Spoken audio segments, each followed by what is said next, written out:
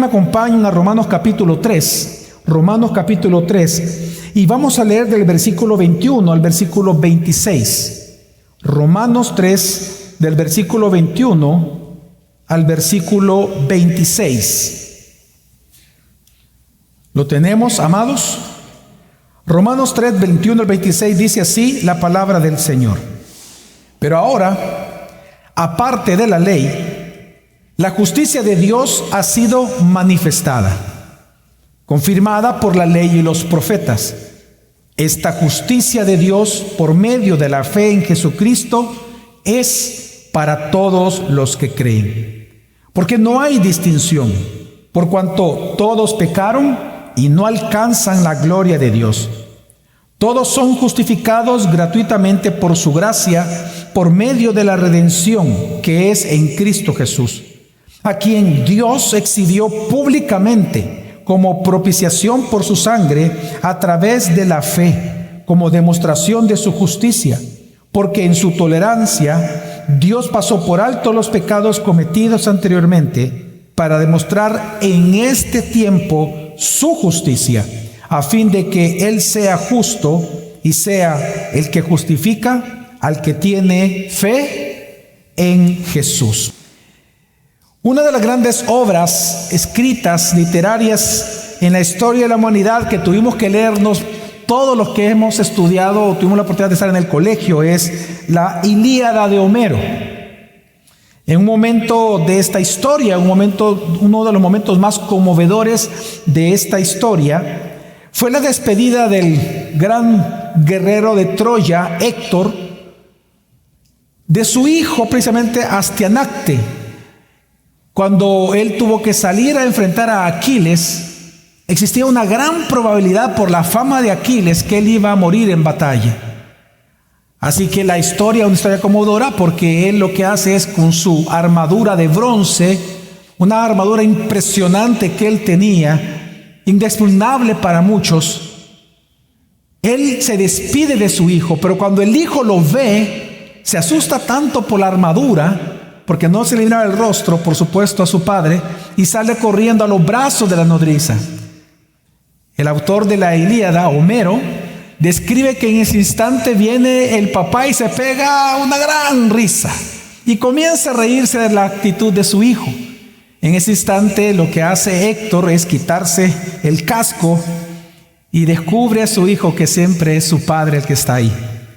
En ese instante toma a su hijo y le dice lo siguiente, y él exclama en voz alta a Héctor lo siguiente: que mi hijo pueda ser como yo, distinguido entre los troyanos, tan fuerte y valiente, y que reine Troya con poder, y que digan de él, cuando él vuelva de la guerra, él es mucho más valiente que su padre.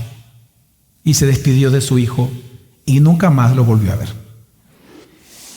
Esta imagen es similar a lo que el apóstol Pablo está logrando en este texto que estamos leyendo.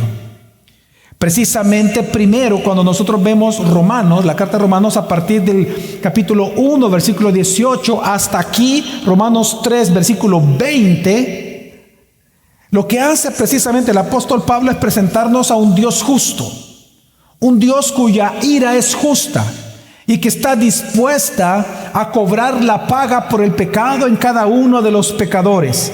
Sin embargo, a partir del 21 en adelante, hasta que termine la carta, él nos va a presentar que este mismo Dios que es justo y que es santo, santo, santo, que no permite y no se deleita, sino aborrece el pecado, resulta que es el mismo Dios de amor que nos justifica en su Hijo, para que todos al final, mediante la operación del Espíritu Santo en nosotros, un día se pueda decir: mírenlo los cristianos, ellos son semejantes a Cristo Jesús.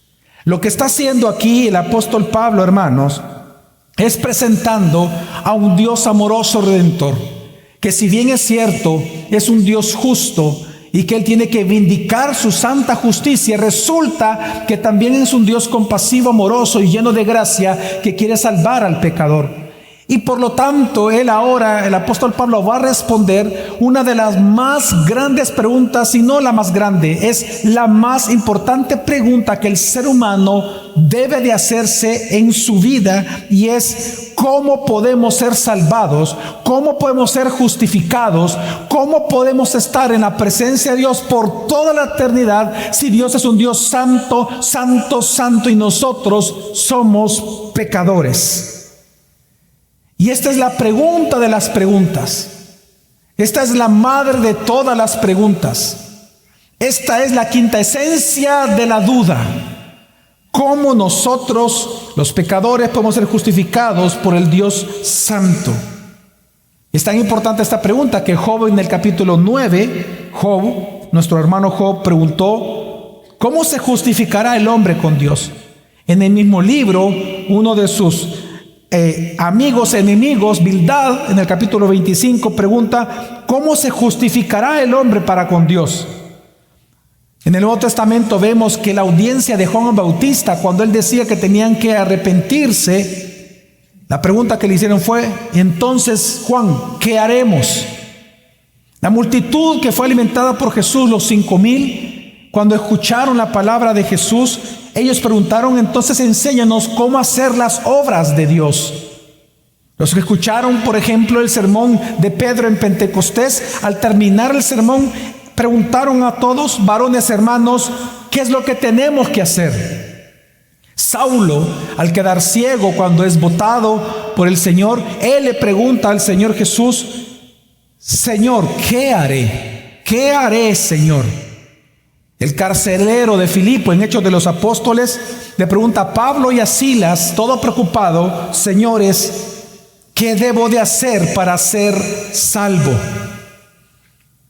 Pues la respuesta que el apóstol Pablo da en este texto es precisamente la justificación. La respuesta de Dios a través de Pablo es justificación. Dios nos enseña en este texto que el camino, hermanos, el único camino que nos lleva a Dios no es el camino de la justicia humana, no es de las obras humanas, no es del mérito humano, no es del esfuerzo humano o el esfuerzo de las religiones, sino el único camino que nos lleva a estar eternamente con un Dios santo, con el Dios santo, es el camino de la justicia de Dios que hay en Cristo Jesús. Y este texto nos enseña que esta justicia de Dios, esta justicia divina, tiene tres características. Número uno, es aparte de la ley de Dios. Número dos, viene por medio de la fe en Cristo Jesús. Y número tres, nos justifica por la obra completa de Cristo Jesús. Por lo tanto, nosotros hoy, en esta mañana, yo quiero que veamos esta gran noticia y la buena nueva para nosotros, que en Cristo podemos ser justificados. Precisamente, hermanos, a esta justicia de Dios, porque así comienza el versículo diciendo, ¿verdad? Pero ahora, aparte de la ley, la justicia de Dios ha sido manifestada. Hermanos, a esta justicia de Dios ya aplicada a nosotros es que Dios le llama, en otras partes de las Escrituras, la justificación. Hermanos, ser justificados es ser aceptados por Dios como una persona recta y justa. Como una persona recta y justa, no por nuestros méritos, sino por los méritos de Cristo. Porque en nuestros pecados han sido perdonados, nuestra culpa ha sido absuelta y hemos sido reconciliados con Dios, y por lo tanto hoy tenemos el derecho inmerecido, pero derecho al fin, de la vida eterna juntamente con Cristo.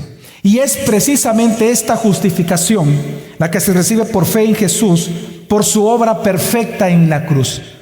Así que en esta mañana yo tengo un objetivo muy claro a través de este sermón, hermanos, y es exhortarte a que, porque la justificación es por medio de la fe en Cristo, cree en Él, cree en el mensaje, cree en Jesús, porque por Él es que viene nuestra justificación. Amén.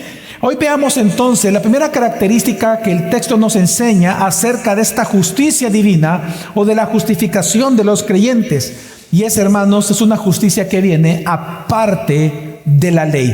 Acompáñenme una vez más al versículo 21. Dice así la palabra del Señor. Pero ahora, aparte de la ley, la justicia de Dios ha sido manifestada, confirmada por la ley y los profetas.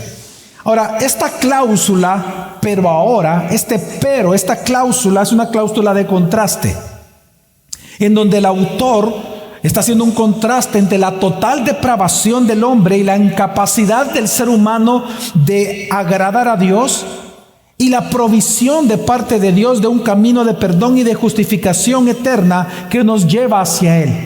Ese pero es bien importante en este texto y bien importante en la carta de Romanos en este versículo. Porque todo lo que ha dicho antes el apóstol es hablando acerca de nuestra condición de pecador. Pero dice, la justicia, la salvación, la justificación, la redención viene por medio de una justicia que es aparte de la ley. Y es que tenemos que recordar, hermanos, que en el capítulo 1 y en el capítulo 2 de Romanos, el apóstol Pablo, él divide la humanidad, hermanos, en tres grandes grupos, la humanidad en tres grupos. El primer grupo son los intencionalmente depravados. Es lo que usted ve del versículo 18 hasta el final del capítulo 1. Al final termina diciendo que todos están depravados. Y precisamente estos son, hermanos, los que quieren ser depravados. En segundo lugar, están aquellos que son los buenos moralmente. Ellos son aquellos que en el mundo existen, que porque son filántropos o porque han recibido una buena educación y no tienen muchos problemas con las personas, pues ellos se ven y practican una moralidad humana de manera importante, de manera significante. Los moralmente buenos. Y en tercer lugar están los religiosos, que están representados allí en el texto por los judíos, la religión, lo que practican la religión judía o los religiosos que hay en todo el mundo. Sin embargo, Dios hace esta clasificación para demostrar que no importa en cuál tú de las tres estés, Dios llega a una conclusión. Y la conclusión es que todos son pecadores. Los depravados, porque intencionalmente ellos quieren ser depravados, ellos gustan de oponerse a Dios. En el caso de los buenos, además en el capítulo 2, Pablo dice que todas aquellas personas que se consideran buenas en sí mismas, precisamente su propia bondad los va a condenar. ¿Por qué? Porque ellos no son buenos por temor a Dios, son buenos porque se aman a sí mismos. Es como aquellos, por ejemplo, y lo he dicho en algunas ocasiones, yo he visto Benjamin Bloom, por ejemplo. Si Benjamin Bloom, él dejó su herencia para un hospital, fue una obra buena, filantrópica, importante en el país, pero si él no es creyente, quiero decirle que esa bondad que él practicó lo llevó al infierno. Precisamente, porque él no lo hizo para glorificar a Dios, lo hizo para glorificar su propio nombre y apellido, Benjamin Bloom. Y así entonces Pablo enseña que tanto los depravados están condenados como los buenos, su propia bondad los condena, pero también los religiosos, su propia religión los condena, porque la religión no es más que la búsqueda de una justificación propia por medio de las obras. Y en este entonces el veredicto de Dios, cuando viene y establece estos tres grupos en donde está toda la humanidad, el veredicto de Dios, porque es un lenguaje legal, aquí está Dios como juez. El veredicto de Dios como juez es el capítulo 3, versículo 9, que dice: entonces, ¿qué? ¿Somos nosotros mejores que ellos? Hablando de los religiosos judíos. Y dice: de ninguna manera, porque ya hemos denunciado, tanto judíos como griegos están todos bajo pecado. Este es el veredicto de Dios sobre juez sobre toda la humanidad. Todos son pecadores. Y estos grupos pueden preguntar en este juicio: ¿por qué? ¿De qué juez tú me acusas a mí? Y esta pregunta que la humanidad hace con arrogancia a Dios como juez, Dios la responde. E inmediatamente, si esto dijo en el versículo 9 que todos son pecadores, entonces luego del versículo 10 al 17 lo que hace Dios es mostrar la razón, es decir, las 13 acusaciones o los 13 delitos por los cuales Dios te acusa a ti como pecador. 13 delitos tú y yo hemos cometido desde que nacemos. Romanos 10:17, como está escrito, dice la Escritura, no hay justo, ni aún uno. No hay quien entienda, no hay quien busque a Dios. Todos se han desviado, a una se hicieron inútiles. No hay quien haga lo bueno, no hay ni siquiera uno. Sepulcro abierto es su garganta, engañan de continuo con su lengua. Veneno de serpientes hay bajo sus labios. Llena está su boca de maldición y amargura. Sus pies son veloces para derramar sangre. Destrucción y miseria hay en sus caminos, y el 13º delito, y la senda de paz no han conocido. Ahora, los acusados, que es toda la humanidad, podrían decir, pero Dios, ¿por qué es esto? ¿Por qué hemos caído en esto? Y la conclusión de Dios está en el versículo 18. Llegamos hasta el 17. El 18 es la conclusión o la razón por la cual nosotros pecamos de esta manera. Y Él dice, no hay temor de Dios delante de sus ojos. Hermanos, esta es la verdadera razón de todos los problemas que hay en este mundo. Nosotros somos pecadores y por eso no podemos dejar de pecar. Y precisamente esto produce grandes sentimientos de culpa, de frustración, de soledad, de estar perdidos en este mundo. Una sensación de vacío, de falta de propósito, de falta de identidad y de falta de sentido. Sin embargo, nosotros somos tan obstinados, y ahí dice tan inútiles para hacer el propósito de Dios, que en nuestro intento de lavarnos hasta con lejía cada uno de estos delitos y pecados que hay en nosotros, y con este deseo de quitarnos esa culpa de nuestra vida, el ser humano, toda la humanidad, hemos inventado distintos caminos falsos de salvación y de perdón. Por ejemplo, las religiones que hay en todo el mundo. Cada religión presenta distintos caminos de salvación. El Islam te presenta 5 caminos. El budismo te presenta 7. Y así sucesivamente cada religión. En el caso del catolicismo son 7 sacramentos. Y así distintamente todas las religiones precisamente te presentan un camino de salvación y para quitarte la culpa. Otras veces inventamos maneras fetichistas, maneras que se vuelven tradiciones humanas para tratar de sentir que nos podemos limpiar de nuestra culpa. Pero precisamente hacer todo eso nos lleva a estar cada día más hundidos en nuestra propia miseria como pecadores. Sin embargo, hermanos, la buena nueva de Pablo es que aunque somos nosotros pecadores, culpables de estos delitos, de ser pecadores, de pecado original, la buena nueva es, pero ahora hay una justicia divina para salvarte, para perdonarte, para absolverte de tu culpa, es decir, para justificarte. Hay una justificación disponible para ti divina, pero una justificación que es aparte de la ley. Y una justicia que fue anunciada incluso por los profetas del Antiguo Testamento. Ahora, Pablo dice que esta justicia divina es aparte de la ley y de los profetas. ¿Por qué? Porque no viene por cumplir la ley. Hermanos, esta justicia que Dios está hablando, que tú y yo necesitamos porque no podemos lavarlo. Y así dice la Escritura, aunque te laves con lejía. Aunque te laves con lejía, la iniquidad, la culpa, el pecado siempre va a estar en nosotros. Porque lo único que puede justificarte, es decir, salvarte a ti y a mí y hacernos personas justas ante los ojos de Dios, no son nuestras obras, no son las religiones, es una justicia divina externa a nosotros. Por eso es divina, viene de Dios. Pero resulta que esa parte de la ley, es decir, no viene por los méritos humanos, no viene por las obras humanas. Y es que, hermanos, la Biblia nunca ha enseñado la salvación por medio de la obediencia a la ley de Dios. no para nosotros.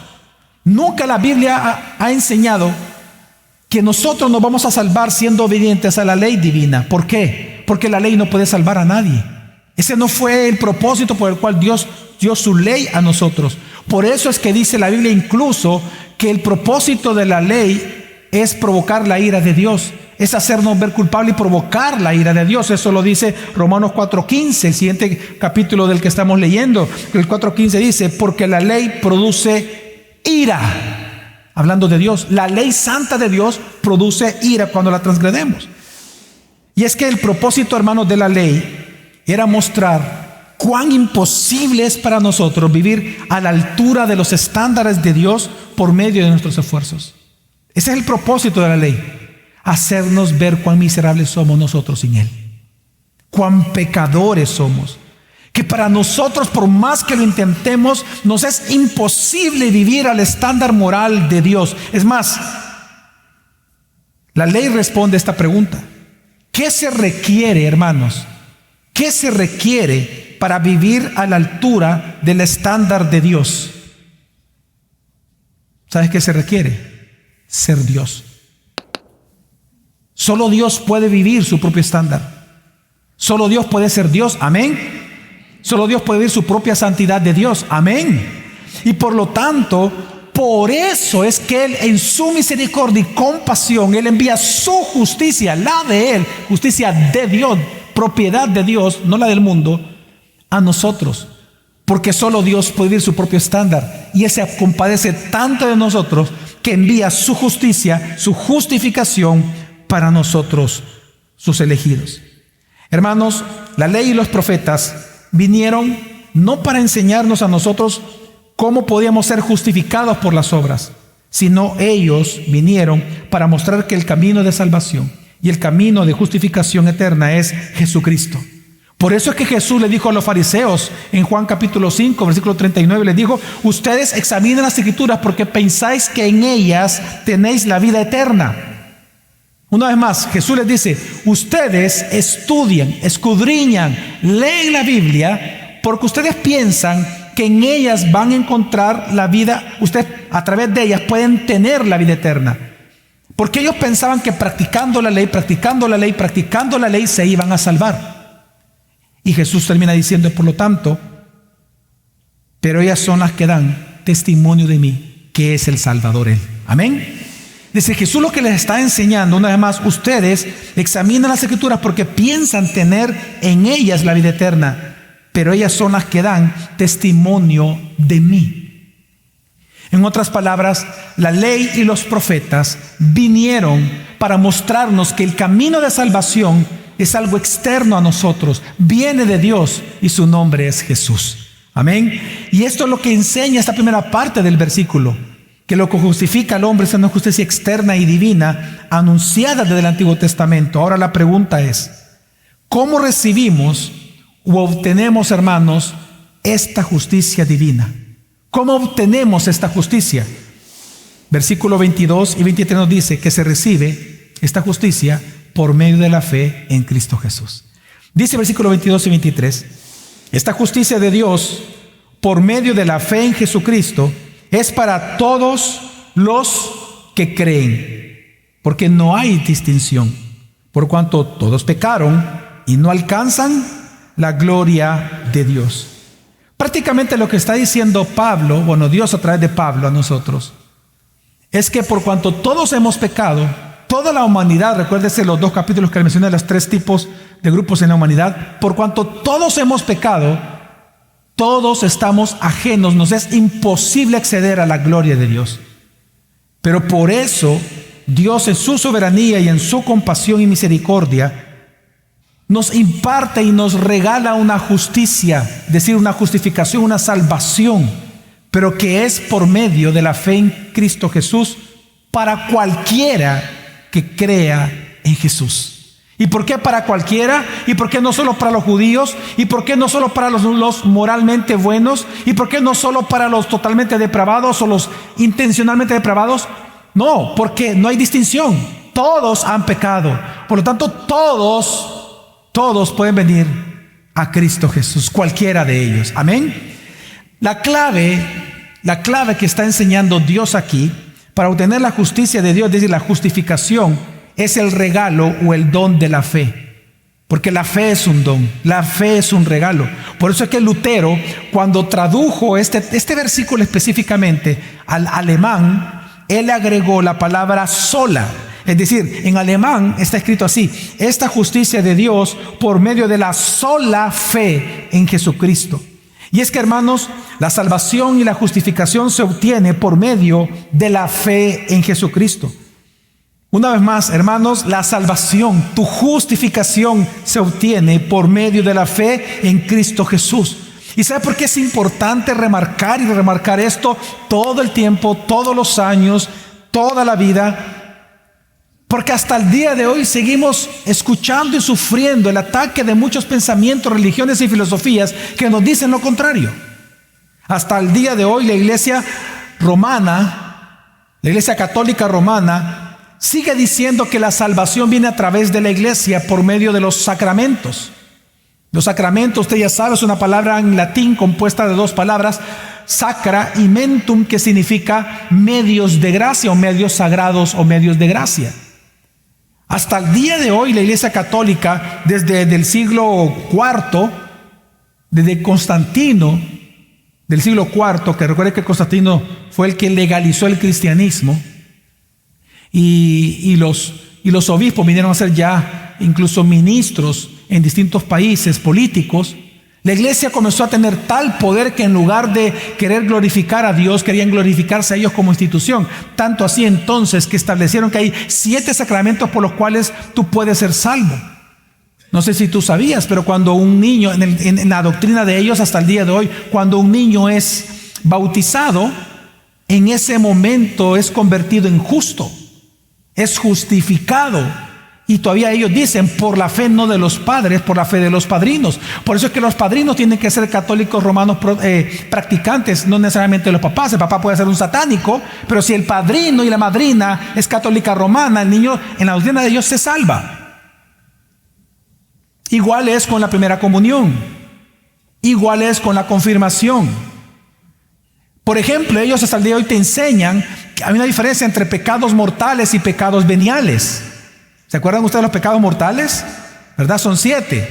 Pues ellos dicen que los únicos que tú tienes que confesar en el confesionario son los pecados mortales. De los veniales no tienes que confesarlo. ¿Por qué? Porque si fuiste o bautizado, primera comunión o confirmado, tú ya eres salvo. Entonces no hay pecados veniales. Son pecaditos, se llaman pecaditos, cualquiera los hace. No te condena. Solo 7 te condenan. Pero no. La Biblia lo que está enseñando es que la justificación de Dios, que es por Cristo, no viene por la fe en la iglesia.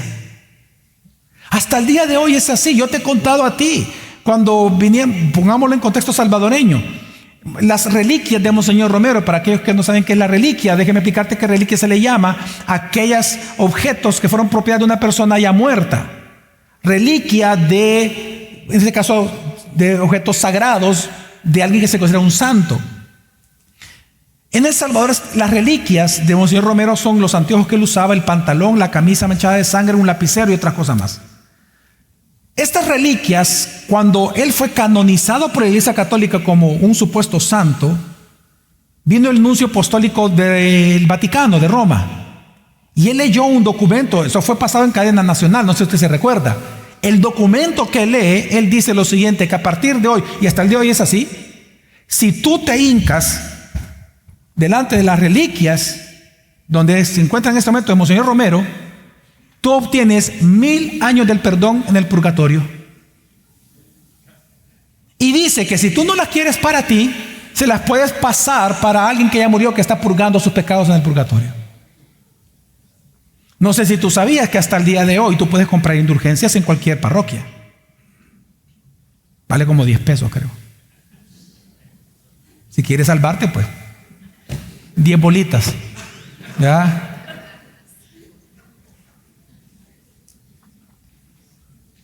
Hermano, la salvación no viene por la fe en la iglesia.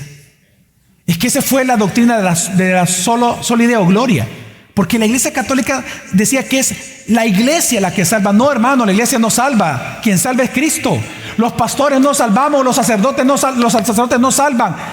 La Iglesia protestante local, gracia sobre gracia, no te salva. El Salvador es exclusivamente nuestro Señor Jesucristo. Y por eso la fe tiene que estar en Cristo. No fe en la iglesia, no la fe en los pastores, no es en los evangelistas, no es en los predicadores, no es fe en los misioneros, no es fe en ninguna persona excepto en Cristo Jesús, tu Salvador. Amén, hermanos. Y por eso es importante recordar esto. No es fe en la fe tampoco. No es fe en tus declaraciones. Te lo digo porque hay personas que piensan que su justificación dependió de una oración llamada la oración del pecador. Señor Jesús, Señor, repite conmigo, Señor Jesús, Señor Jesús.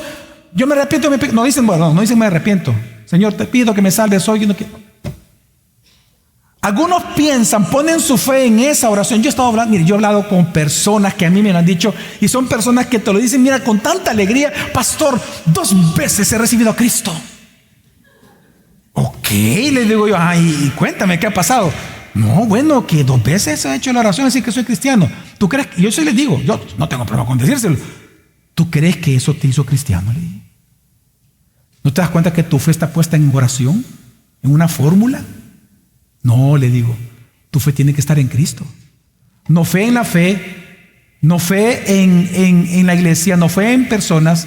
Tiene que estar ¿en qué? En Cristo Jesús. No en las letanías, no en prácticas místicas, sino en Jesús. Ahora bien, esta fe salvadora, hermanos, esta fe salvadora en Jesús es mucho más que incluso afirmar las verdades acerca de Cristo.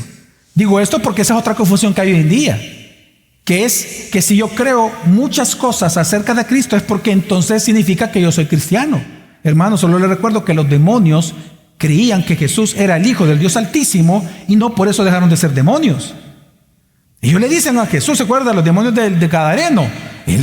Los demonios de Gadareno le dijeron, ¿qué tienes tú con nosotros, oh Hijo de Dios Altísimo? ¿Se acuerdan de aquella mujer que era violada, que era una esclava sexual de un hombre muy malvado en Hechos de los Apóstoles, que era vidente? Pues ese demonio dentro de ella le dijo, ellos son a los apóstoles, dijo, ellos son siervos del Dios Altísimo. Claro que los demonios conocen todo acerca de Jesús, pero no por eso dejan de ser demonios. Digo esto porque hay muchas personas al día de hoy que piensan que son cristianos por eso. Miren, no vayamos tan lejos, ahí en Honduras. Tuve una experiencia que hablando con una persona, de un solo me dijo que era reformado y que un montón de cosas, platicando. Pero en esas pláticas yo comencé a ver que él, lo que él llama cristianismo, él lo basa en experiencias sensoriales y místicas que él ha tenido. Y él comenzó a hablar de sus experiencias, de cómo en una ocasión, y me dijo esto, como en una ocasión él estaba dormido y que solo se despertó y que sentía una presión en su pecho, en su cuerpo, en su cabeza, que no lo podía moverse de la cama y que quería mencionar el nombre de Jesús y que no podía, y que entonces en esa experiencia él comenzó a recitar algunas porciones de la iglesia, se acordó de unos coritos y comenzó a cantarlo y de repente ¡bla!, se logró liberar, se levantó de la cama, se sentó y dijo, bueno, tuve esa experiencia, y que esa experiencia se ha repetido muchas veces hasta el día de hoy. Y él dice que incluso con otras personas, cuando está orando, pasa lo mismo, va a orar por ellos y siente que le agarran la garganta y que no puede pronunciar ni siquiera la palabra de Jesús. Yo lo escuché. Yo le dije, ¿ya te diste cuenta que toda tu fe tú la estás poniendo en experiencias místicas? Y yo le dije lo siguiente: ¿por qué será que en el mundo no hay un solo verdadero cristiano? Uno, verdadero cristiano. Y todavía le dije, reformado, que tenga esas experiencias, porque solo tú le. Jamás un verdadero cristiano tiene esa experiencia. Jamás. Jamás. Imposible. Porque somos de Cristo. Somos propiedad del Espíritu Santo. Él es el que nos posee a nosotros. Somos posesión de Cristo. Y tuve que decir la palabra difícil. Yo creo que posiblemente, no lo sé, pero me da la impresión que tú no eres verdadero cristiano. Algunos me dirán aquel día: Señor, Señor, en tu nombre echamos fuera demonios, como tú me lo estás diciendo. Y Él dirá: apartados de mí, malditos, porque nunca los conocí. Hoy entiendes por qué es importante entender esta doctrina, que la justificación viene por la fe en Jesús, no en oraciones, no en fórmulas, no en personas, no en instituciones, sino en Jesús. Hermanos, por eso es que la fe salvadora no significa conocer solo acerca de Cristo, no. La fe salvadora tiene su evidencia en que se somete al señorío de Cristo. El verdadero cristiano, la evidencia que ve de que su fe es verdadera, es que somete su voluntad a la voluntad de Dios, sometemos nuestro intelecto a la palabra de Dios y sometemos nuestras emociones y afectos en amor a Cristo. Como dijo el ministro y teólogo Joseph Alleine, y lo cito: el verdadero convertido acepta a Cristo en todos sus oficios, ama no solo la recompensa, sino también la obra de Cristo. No solo los beneficios, sino también la carga de Cristo. Y está dispuesto no solo a trillar el grano, sino a cargar con el yugo. Adopta el mandamiento de Cristo y sí, también la cruz de Cristo. Ese es el verdadero creyente, claro. Y esto se distingue de la fe falsa, de aquellos que no se someten a Cristo. Hoy los falsos cristianos, de los cuales hay muchos en las iglesias salvadoreñas, son aquellos que desean ser salvados de sus pecados, pero quieren seguir aferrados a su concupiscencia. Quieren que Dios les perdone sus pecados, pero no cortan la mano que los hace pecar o el ojo que los hace caer. Quieren el perdón de Dios sin dejar la cama de la prostituta Dalila, y quieren el perdón de sus pecados sin dejarse de inclinar ante Dagón. Esos son los falsos cristianos, un sincretismo total. Sin embargo, la fe verdadera es distinta, acepta a Cristo con todas sus intenciones y afectos, pero también con todas las dolorosas pruebas sin reserva. Ahora, pero la pregunta es: ¿quiénes son los que pueden optar por esta justicia que es por la fe en Cristo Jesús? Bueno, la Biblia dice es cualquiera, porque no hay diferencia, porque cuando todos pecaron, todos estamos que desde un inicio destituidos de la gloria de Dios. Por lo tanto, no es por mérito humano. Cualquiera puede ir a Cristo porque no es por mérito humano, sino por la obra de la fe de Dios en nosotros a través de Jesús. Gálatas 2:16 lo recuerda este texto y dice: sin embargo, sabiendo que el hombre no es justificado por las obras de la ley, sino mediante la fe en Cristo Jesús, también nosotros hemos creído en Cristo Jesús, para que seamos justificados por la fe en Cristo y no por las obras de la ley. Jesús lo dijo de otra manera esto mismo. Jesús dijo en Juan 6:37: todo lo que el Padre me da, vendrá a mí, y el que viene a mí, de ningún modo lo echaré fuera. ¿Quiénes pueden venir a Cristo? Todos aquellos que son enviados del Padre, porque todos, sin distinción, hemos pecado y estamos destituidos de la gloria de Dios. Y por eso todos pueden venir a Cristo. Hermanos, así que haya sido tú, y lo digo de verdad en esta mañana, haya sido tú un asesino, una prostituta, un hipócrita religioso, un homosexual, abusador, un mal padre, un mal esposo, te has divorciado. Si tú crees en Jesús, tú has sido justificado. Tú has sido limpiado de toda maldad. Y ahora tú eres recto ante los ojos de Dios, no importa cómo haya sido tu pasado. Porque Cristo es quien nos perdona, hermanos. Así como este texto nos enseña que así como nadie es lo suficiente bueno como para salvarse a sí mismo, así tampoco nadie es lo suficiente malo y pecador para no ser salvado por Cristo Jesús. Él perdona todos nuestros pecados, porque no hay distinción. Amén, hermanos. Ahora, pero hay una pregunta más que responde este texto y dice: ¿cuál es la base entonces de esta justificación? Ya entendimos que la justicia que nos salva es una divina, no nuestra, que se obtiene por medio de la fe en Cristo. Pero la gran pregunta es: ¿por qué? ¿Por qué en Jesús? Y la respuesta de Pablo es: por la obra redentora que Él obró en la cruz de Calvario por ti y por mí, por su vida, muerte y resurrección. Hermanos, esto lo dice el versículo 24 al versículo 26, leámoslo por favor. Dice: todos son justificados gratuitamente por su gracia, ¿por medio de qué? De la redención que es en Cristo Jesús. Y aquí explica cómo Jesús obró la redención. Lo que vamos a leer es una explicación, es una argumentación de cómo Él obró esta redención, versículo 25 en adelante.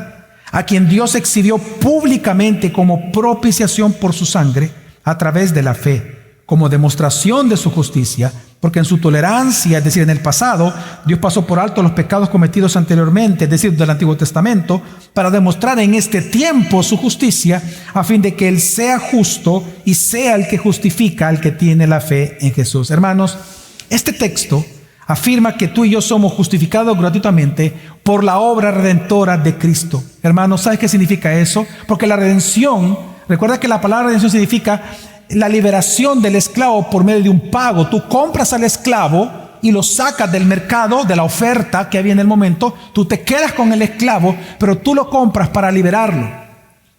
Entonces, lo que está diciendo Dios a través de Pablo es que si bien tú y yo somos justificados por Cristo, es gratuitamente. Nuestra justificación, hermanos, no se compra, no se negocia, es un acto de gracia. Dios nos está dando aquello que no merecíamos. La gracia, hermanos, es la fuente de nuestra justificación, y la redención es el canal por el cual fluye hacia nosotros. Precisamente, hermanos, la redención es esta liberación que Dios ha hecho por medio de pagar por nosotros un precio. ¿Y cuál fue el precio por nuestra libertad? La sangre de Jesús. Por eso es que el versículo 25 pone: a quien exhibió públicamente como propiciación por su sangre. Y la clave, hermanos, para entender la justificación y para entender por qué tú eres salvo y tu salvación no se puede perder por ningún pecado, está en el versículo 25. Porque precisamente Dios exhibió públicamente como propiciación por su sangre a Cristo. Esta palabra propiciación se usa unas 20 veces en el Antiguo Testamento en la Septuaginta. Lo interesante es que es una referencia, hermanos, vean para acá por un instante. ¿Se recuerdan ustedes el arca del pacto? El arca del Antiguo Testamento. La cubierta del arca se le llamaba el propiciatorio. La idea que está ocupando Pablo y lo que está explicando es hacia lo que apuntaba realmente esa realidad del Antiguo Testamento, hacia lo que apuntaba que era Cristo y su obra propiciatoria. En el propiciatorio, recordemos que era el lugar, eso estaba en el lugar santísimo, una vez nada más al año el sumo sacerdote, después de llenar de inciensos arriba del propiciatorio todo el lugar santísimo, habiendo hecho ya un ritual, él lavándose con la sangre del cordero, él siendo purificado por la sangre del cordero, él entraba en representación de todo el pueblo. Y él en ese momento derramaba la sangre del cordero en sustitución del pueblo, porque la paga del pecado es ¿qué? Muerte. Entonces él derramaba la sangre del sustituto del pueblo, de aquel que murió en lugar de ellos, en el propiciatorio. Ahora, ¿por qué en el propiciatorio? Porque sin la sangre, lo que Dios mira, recuerden que dentro del arca estaban las tablas de la ley, los 10 mandamientos que Dios le dio a Moisés. Precisamente lo que Dios miraba era cómo el pecado de todo el pueblo transgredía su ley. Así que todos merecían y debían ¿qué? Morir. Pero Dios en su paciencia, dice Pablo, lo que hizo fue proveer de este sistema, porque anunciaba algo, su justicia divina, en donde quien moría por ellos, el cordero, ahora la sangre derramada en el propiciatorio. ¿Para qué? Dios en su ira santa y justa, Él ya no miraba la tabla de la ley siendo transgredida por el pecado, sino que ahora miraba la sangre cubriendo el pecado de todos. Y precisamente por eso se llama propiciación, porque era el lugar donde Dios era propicio a nosotros. Es decir, ese lugar que era un lugar de juicio delante de un Dios justo y juez, se convertía en el lugar de tu reconciliación y mi reconciliación delante de Dios. El lugar del juicio se convertía en un lugar de reconciliación del enemigo con Dios como amigo. Por lo tanto, hermanos, lo que está diciendo Pablo es lo siguiente, que eso era una sombra, pero que la realidad es Cristo. Y que ahora Cristo, no solamente Él fue la ofrenda por el pecado, el cordero sacrificial, no solamente su sangre, Él hizo sangre para propiciar, es decir, para calmar la ira de Dios, satisfacer, no calmar, satisfacer la ira de Dios y las demandas de la ley, sino que también Él mismo vino a ser la tabla encima del arca. Él vino a ser el propiciatorio mismo. Él vino a hacer la ofrenda con su sangre y el mismo propiciatorio. En otras palabras, la obra de Cristo no solo perdona tus pecados, no solamente te redime, te saca de la esclavitud del pecado, sino que, hermanos, lo más importante, Él te reconcilió con Dios. Ya no hay ira sobre tu vida jamás. Y por lo tanto tú puedes estar seguro que si tú has creído en Cristo, el día que tú mueras físicamente, ciertamente vivirás eternamente con Él. Porque Él la paga por el pecado una vez y para siempre. Jesús realizó en la cruz del Calvario. Y eso es precisamente lo que logró: reconciliación, satisfacción. La satisfacción de Dios vino precisamente por medio de Cristo. Así que, hermanos, la cruz no solo fue una vindicación de la santidad de Dios y su justicia. Dios es justo. Él castigó el pecado. Sino que la cruz también es la vindicación de su amor, de su misericordia y de su gracia sobre sus elegidos. En la cruz resulta que el juez vino a ser nuestro propio Salvador. Amén. Contra aquel con quien habíamos pecado, Él mismo fue nuestra propiciación para nosotros estar ahora reconciliados con Dios. Un Dios satisfecho. Mira, por eso es importante, por eso es que es importante para ti entender que aunque tú eres pecador, tú eres justificado. Ante los ojos de Dios tú eres recto. Y por lo tanto tú puedes venir con confianza a confesar tus pecados diarios al Señor. Yo sé que tus pecados te escandalizan, claro que escandalizan. O tú nunca te has sentido frustrado cuando pecas. Estoy hablando con cristianos verdaderos, amén. ¿Acaso no te sientes frustrado, no te sientas molesto muchas veces contigo mismo por pecar? Claro que sí, fallamos. Pero ¿sabes por qué podemos venir con confianza a confesar nuestros pecados? Porque todos nuestros pecados, pasados, presentes y aún los futuros, ya fueron perdonados en Cristo Jesús. Por eso, hermanos, por eso es que una frase muy famosa de Lutero acerca de esta doctrina, él decía que nosotros los cristianos, por la justificación, venimos a ser, y él lo decía así, simul justos et peccator, en latín, que en español simul justo et peccator significa simultáneamente justo y pecador a la vez. Hermanos, nosotros somos simultáneamente en Cristo justo y pecador, justos y pecadores. Esta es la gran doctrina reformada de la justificación. La doctrina reformada nos dice que en Cristo venimos a ser justos y pecadores en espera de la redención divina de nuestros cuerpos, porque nosotros ya fuimos redimidos, pero lo que falta es nuestro cuerpo mortal, amén, en donde todavía está la concupiscencia de pecado, y el día que eso suceda vamos a ser libres de eso y por fin, al fin estaremos delante de nuestro Señor por siempre, amén. Hermanos, el 14 de abril, quiero concluir con esto, el 14 de abril de 1912 fue un día en que la humanidad no olvida hasta el día de hoy. No lo olvida. 14 de abril de 1912.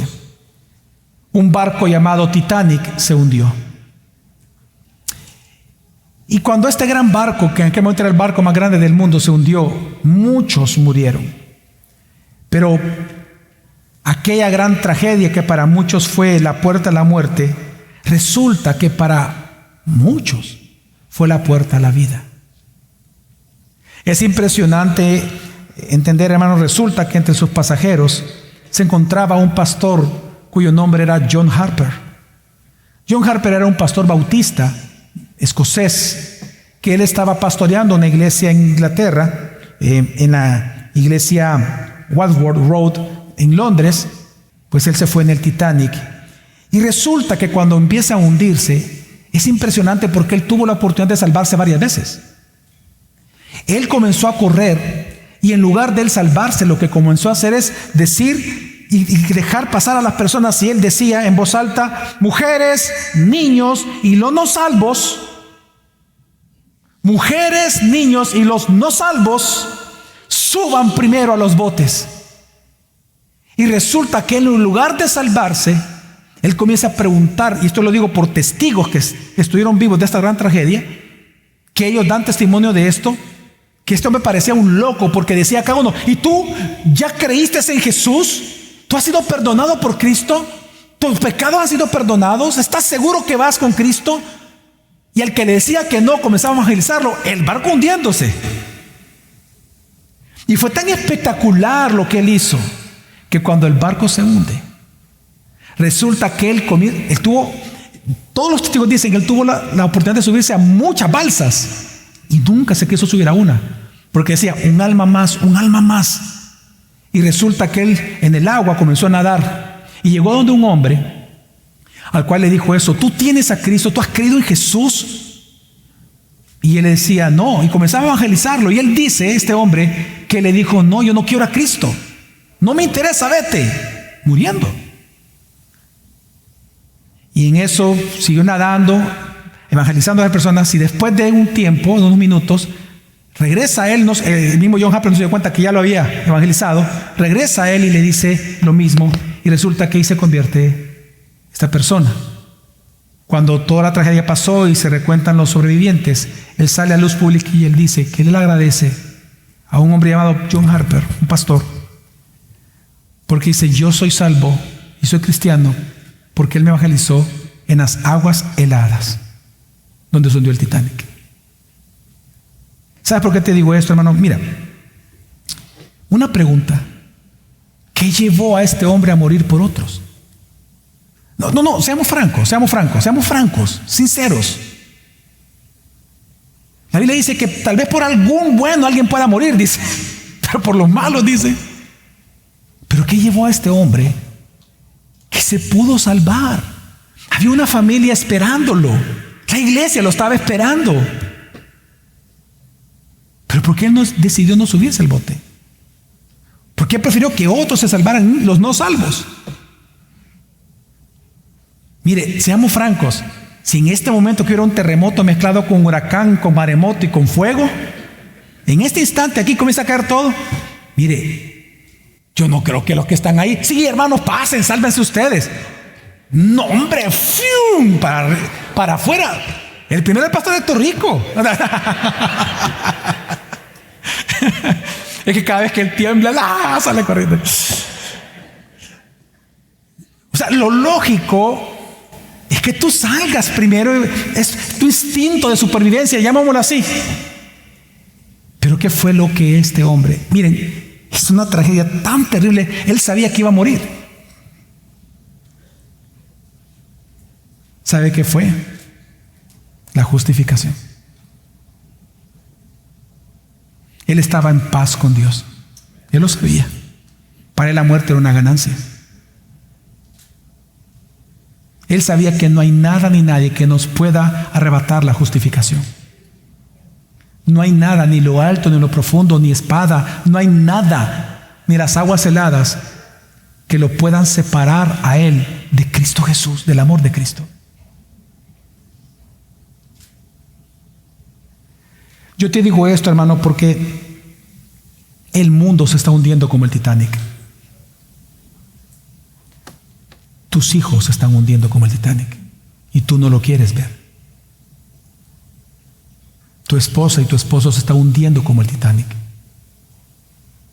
Predícales a Cristo. Ellos, ¿sabes?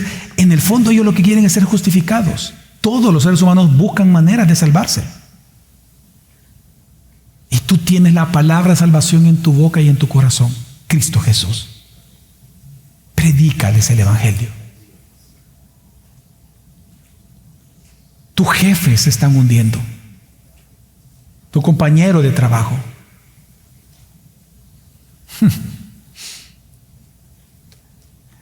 Incluso aquí en la iglesia hay algunos que, llamándose hermanos, se están hundiendo en delitos y pecados. que necesitan realmente convertirse al Señor. Háblales de Cristo. Pero también, hermanos, entender la justificación también nos ayuda y nos consuela. Porque sabes que hay un enemigo, cada vez que tú pecas, hay un enemigo muy peligroso para el cristiano que se llama la culpa. Por la culpa muchos se han quitado la vida. Por la culpa hay divisiones entre mejores amigos. Por la culpa hay violencia intrafamiliar. Por la culpa hay divorcios. La culpa es un gran enemigo del ser humano. Pues, hermano, lo que nos dice la Escritura, que si tú en verdad has sido justificado, entonces, hermano, significa que tú ya fuiste declarado ya no culpable de pecado. Tú ya eres declarado justo ante los ojos de Dios. Es decir, tus pecados fueron perdonados. Y escucha, palabra judicial, y tu culpa ya fue absuelta. De tus pecados pasados, de tus pecados presentes y de tus pecados futuros. Y por eso es que lo único que tú tienes que hacer cuando pecas es confesar tu pecado delante de Dios, para que esa justicia que fue dada para ti sea aplicada en ese caso particular que tú estás confesando. Pero de que tú has sido absuelto por la sangre propiciatoria, reconciliadora, satisfactoria de Cristo Jesús, derramada por ti y por mí en la cruz del Calvario. Así que, hermano, cada día mire hacia adelante. No importa si tú hayas sido un violador, un asesino, un abusador, una persona llena de orgullo, de mentiras, violento, amargado, golpeador. No importa si te divorciaste o no, hermano. Si tú has confesado tus pecados al Señor, descansa en la gracia de Dios, porque Él te ha perdonado. Él te ha perdonado. No le debes absolutamente nada a Dios, porque Cristo ya pagó por ti. Así que cada día mira hacia adelante. Hay una nueva vida en Cristo. Cada día ríe, confía realmente en Él. Hay un futuro y una esperanza en Cristo. Y aún en la vejez, gózate, porque las puertas a la vida eterna están prontas a abrirse. Y ahí vas a encontrar tu recompensa y tu premio de todo esto. Los premios, de verdad, el verdadero premio no son las moradas eternas, no son las coronas que se nos den y la dignidad que recibiremos en eso, no son aquellas cosas y premios que vamos a recibir. Cuando tú veas a Jesús, imagina ese momento, cuando tú veas a Jesús y por fin escuchas la voz de Jesús, porque esto es por fe, y por fin escuches la voz audible de Jesús diciéndote: David, David. En ese instante vas a realizar que el único verdadero premio del cristiano siempre ha sido, es y será nuestro Señor Jesús. Y valdrá la pena haber luchado, haber sufrido y haber nosotros cada día confesar nuestros pecados delante de Él.